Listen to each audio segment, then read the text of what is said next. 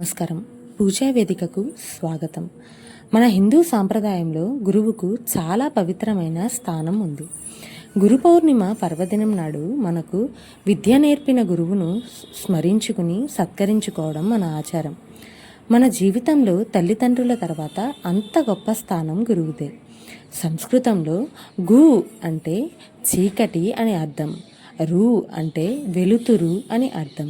అంటే అజ్ఞానాన్ని, చీకటిని తొలగించి మనను జ్ఞాన మార్గంలో ఉండే వెలుతురుకు నడిపేవారే గురువుగారు. మన సనాతన ధర్మంలో గురువును ప్రత్యక్ష దైవంగా భావిస్తారు. నిత్య భగవంతుని ప్రార్థనలో కూడా గురు పరంపరని స్తుతిస్తారు. గురు బ్రహ్మ గురుర్విష్ణు గురుదేవో మహేశ్వర గురు సాక్షాత్ పరబ్రహ్మ తస్మై శ్రీ గురవే నమః. గురువును బ్రహ్మతో పోలుస్తాం. బ్రహ్మ అంటే సృష్టించేవాడు, మనలో ఉన్న జ్ఞానాన్ని మేలుకొలిపేవాడు. గురువు విష్ణువు అంటే పరిరక్షించేవాడు, మన అభివృద్ధికి కారణమవుతాడు.